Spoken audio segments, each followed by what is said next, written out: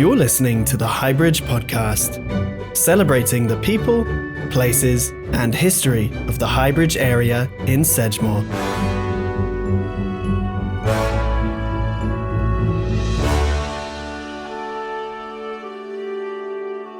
Celebrating the history, people, and places in the Highbridge, Sedgemoor area of Somerset. This season is funded by SEED, which is a consortium of community organisations in Sedgemoor, comprising of Bridgewater Senior Citizens Forum, Bridgewater Town Council, Community Council for Somerset Homes in Sedgemoor, Somerset Film and Young Somerset, which is funded and supported by Arts Council England, Creative People and Places, Lottery Funding and the Arts Council. The main aim of the project is to focus on the people, places and activities in and around Highbridge. It's important to remember that history is not just about recording the past, but also recording what is happening now as we create history for future generations. If you enjoy what you hear, do tell your friends and ask them to subscribe to hear future editions for free. So let's continue. According to Wikipedia, Highbridge was originally a market town on the edge of the Somerset Levels in the UK, near the mouth of the River Brue. And although it's no longer a market town, the market site is now a housing estate. Highbridge is in the district of Sedgemoor, and the town of Highbridge closely neighbours Burnham-on-Sea, forming part of the combined parish of Burnham-on-Sea and Highbridge, and shares a town council with a resort town. In the 2011 census, the population of the town was included in the ward of Highbridge and Burnham Marine, which totalled 7,555. For this edition, I went to get my hair cut, and I went along to Cookie's to find out more about the generations of barbers in his family. So today I'm speaking to Mark Cook, or sometimes known as Cookie, who's basically the barber that goes back in time, and the family go back in time. So tell me a little bit about how the shop all started. Well, it was my great-grandfather George Cook who set it up originally. So he used to live in Bridgewater, funnily enough. So he was, I think it was 1883, if my maths is correct, that he started it all off. And he used to actually walk from Bridgewater to Highbridge to cut people's hair, then walk home again, which is a hell of a jaunt in itself. God knows how long it took him. And it wasn't the straight road it is now either. Do you know what I mean? It was sort of cut through. He used to go through the back of West Dunstable, so it was a right old journey when you first started. So was that this shop? It wasn't this shop, unfortunately. No, it was known as Cornhill House, which is where the small roundabout by where FF and F used to be and the town clock is now. Mm-hmm. There used to be a row of cottages that used to go right the way back through up to the market there, and we had three shops on the front, which would have been a barber's, fruit shop and a flower shop, which my gran run, and then later on my granddad and his brother took over the barber's business, went into there. Then my dad went in. Then I think the council compulsory purchased it because the lorries became 40 tons and couldn't get round the roundabout.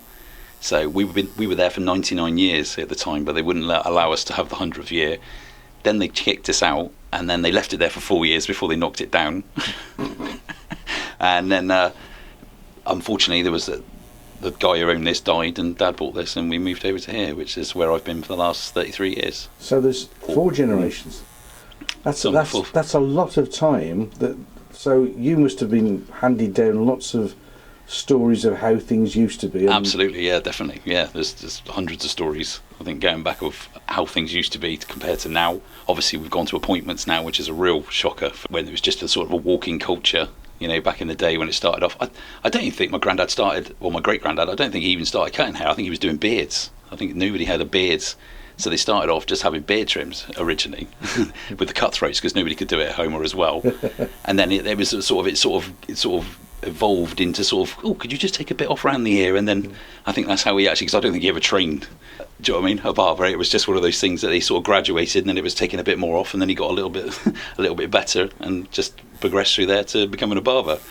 So he was never a barber to start with? That's right, he was shaving, You know what I mean? And then I think it just graduated from shaving into sort of barbarism, as it were. So he sort of went through and took, haircuts and then got better at it. I don't know how he became so popular here, but obviously obviously his son then moved here and lived in the shop opposite, which was my granddad. So Ray and Fred didn't quite have the reputation, in all fairness. They were sort of they were pigeon fanciers. So it would be nothing for somebody to sit there for half an hour where they were at the back. They had the 2 chairs as they would have been left and right of a wall. And then there was a window, and if they ever seen one of their pigeons come home, that's it, they were gone. The bloke was left in the chair on his own. They were out the back trying to coy this pigeon down off the roof to get its ring in and clock it in because it was a racing pigeon, and that was their thing. So it'd be nothing for a bloke to walk out with half a haircut and get fed up with waiting, just throw the gown on the floor and walk out. I noticed occasionally we see pigeon lorries and they release them. But it's something that's died out. It doesn't seem to. Well, it's another thing that's changed, unfortunately, isn't it? That used to happen loads. They used to sort of take pigeons from all over the country, and then they would release them. They used to have one up sort of what used to be Willets, which is the back across the road here, where the market used to be, and then they used to have thousands, and then they would just let them go, and then they would fly back and then time them to wherever home is, and the first one back wins. So was it just a natural progression that each generation went into becoming a barber and took over the business? Or? It seems to have been that way. Everybody on my dad's side has been a boy. Do you know what I mean? So it's just, and everybody who's been a boy's gone into the barbering. So it just seemed to be a natural progression. Yeah, I don't think I even ever thought about it, really, until I got to about 15, 16, and Dad sort of said, well, what do you want to do? And I was like, oh, well, be a barber, I suppose, isn't it? It's the family trait, so we just went into it, and then I just fell into it. So did you get a chance to work with your father? Yes, I worked with Dad. I went off and trained as a ladies' hairdresser first for 4 years, and then I came back to work here. There was a story that went with that, unfortunately. My dad, the guy that used to work with my dad, ended up robbing him, as you do. So he worked with Dad for 36 years, I think. Unfortunately, he's a bit of a gambler, so unfortunately the sticky fingers got the better of him.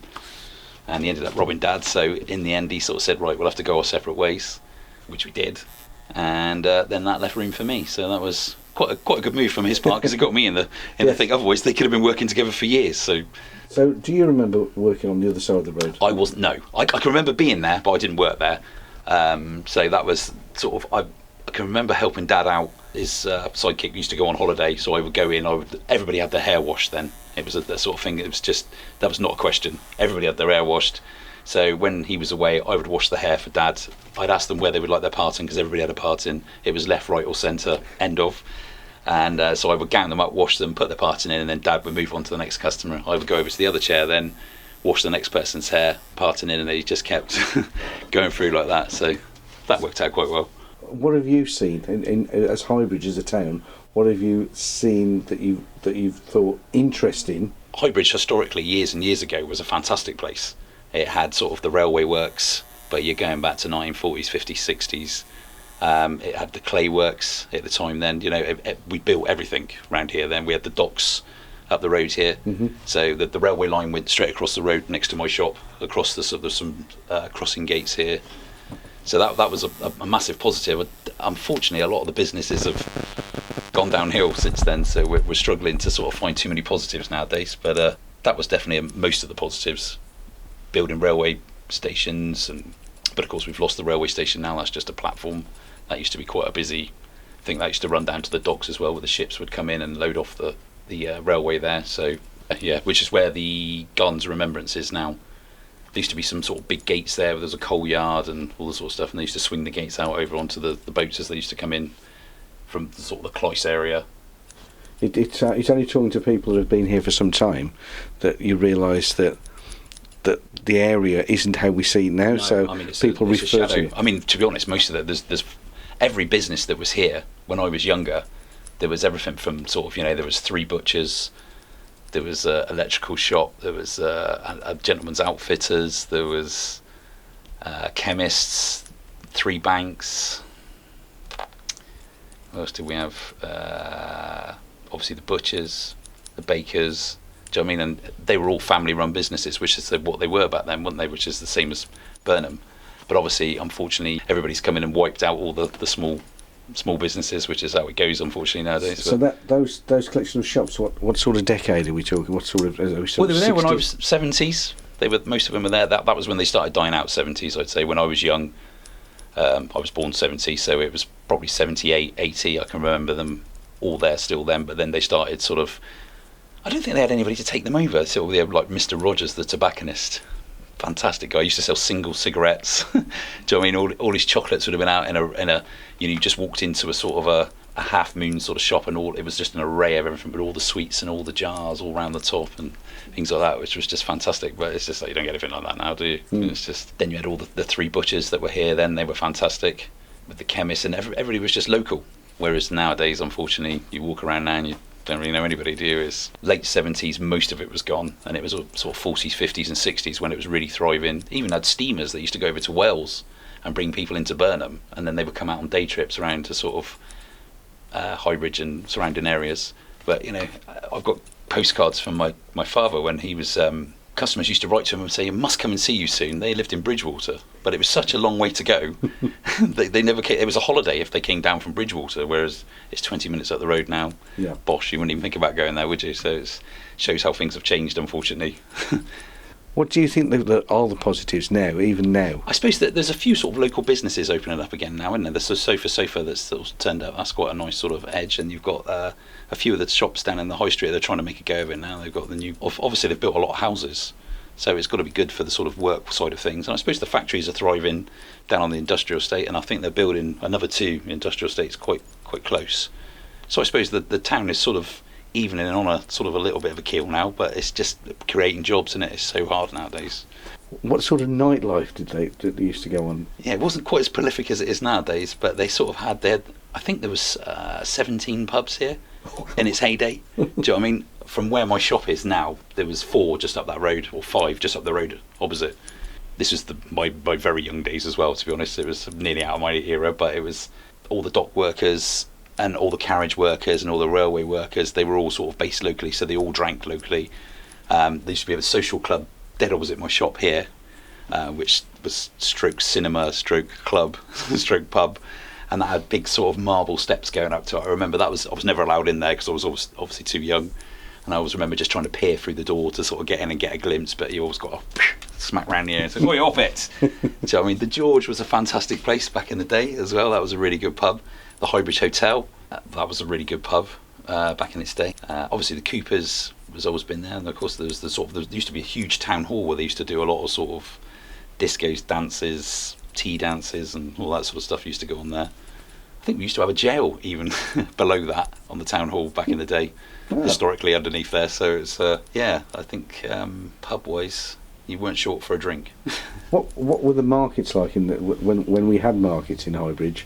How big were they? Oh, the Highbridge market here the cattle market was huge. It was probably one of the biggest. I don't think anywhere else. Weston didn't have one, and I don't think Bridgewater had one till later years. So the guy Morris Wall who set that up, it was absolutely massive. You know, you'd get the Highbridge was gridlocked because all the wagons would be queuing to get into the market, and they used to have to go in off the entrance of Cloyce Road.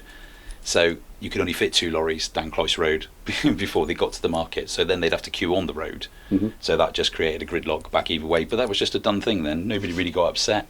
It was just you sat in the queue and you had to wait your time, and that was the end of it. Not that a farmer would have taken any notice of you if you did shout at him.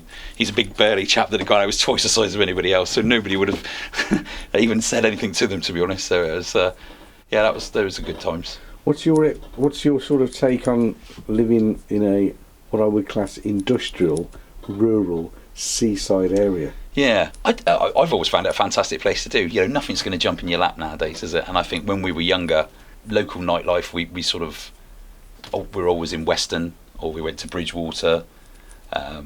We did go away to sort of Torquay, Newquay, Plymouth, Weymouth, but it was the sort of the local life was fantastic back then. Do you know what I mean? There was a real sort of good social atmosphere. All the pubs in Burnham we used to go around, never used to get any grief, never used to cause much trouble either, thinking about that. So it was we were quite a good crowd, I thought, personally. So the plans for the future? Yeah, definitely staying here. There's hopefully, well, I'm trying to entice my son into the equation. My youngest is he's not sure what he wants to do completely, so I'm hoping to bring him into the fold, because I would like a 5th generation to go in. I don't want it to stop now. So it'd be nice to sort of get someone in and help me through there, but he's crossed between mechanics and barbering at the moment, so I think he really does like cars, but I think he's got a little bit confused, thinking he would like to do a mechanics course to get into sort of so he can play with his own car and then come into barbering later on, where he should be doing it the other way around. So I'm working on that one slowly but surely. I've got to ask about the traffic, because obviously we've now got the main A road just literally goes through the town, as it always has. Yes. But now it's very busy. Yeah. How much has that changed the town? Tenfold. I mean, I think even when I was younger, there was barely any traffic you could ever hear going past here. You know, even before my time, when the line gates were here, obviously as a train come through, it was the S&D here. So the gates would have gone past, and I remember talking to my dad, and he said you'd be lucky if you got 3 or 4 cars in total either side, and they might be there for 20 minutes with the gate shut. If you don't shut there for 20 minutes now, there'll be a queue about 10 miles long. So yeah, the traffic has really increased, obviously, as it does nowadays. But back in the day, there was hardly any cars about at all. I remember as a child, again 70s period, you would drive up and down there, and there'd be some cars, even in the middle of summer. And now it's like it's nose to tail, isn't it? Packed. Yeah, it has gone sort of tenfold now, isn't it? Which I suppose, you know, when you think of every household now, they've got 2 or 3 kids. They all drive. They've all got to have their own car. Nobody's going to share a car now, are they? Unfortunately, which they should do, but they don't. As a final thing, what would you want to add to Highbridge? If I was going to add something personally, I want to do something I was remembered for. So I always thought of the area down by behind Buncombe's garage there. It's going to build houses now, so that's ruined that. But you know, sort of like a small stadium for the kids, somewhere that the boxing clubs could go. They could play cricket and football there. You know, leave them some money if I had enough ever. So it would be self-contained, never to be sold, and you could leave them somewhere where they would always, because I think there's not enough here now for the kids to do. So unfortunately, when there's not enough here to entertain them, they do go off the rails and then cause trouble. There seems to be a big push towards trying to get people to realise that Highbridge and Burnham, although they're next to each other, are completely different separate places, and both are worth visiting. That's right. Yeah. I mean, like I say, it's hard. It's a bit hard to find the history of Highbridge. It's there in books and online if you want to look at it, but Burnham's got a bit more to view, hasn't it? Whereas Highbridge now, you sort of drive through it and it can be a bit nondescript, unfortunately, can't it? So unless you know where you're going and what you're looking for, it's very hard to come across it. Whereas Burnham, it's the seafront, the esplanade, which is quite nice, but it's there to see. Whereas Highbridge, you have to dig a little bit deeper. You need to find some locals.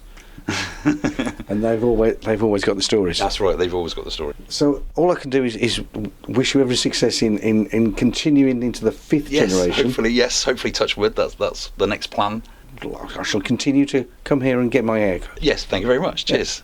The Highbridge podcast, available on many popular podcast directories, distributed as the Highbridge podcast on Apple iTunes, Spotify, Podcast Google, Amazon Music and TuneIn.com. It can also be found at sedgemoremedia.com and is hosted and found at hybridgepodcast.transistor.fm. Also available on your smart speakers. Just say the wait word to the speaker and say clearly, play the Highbridge podcast.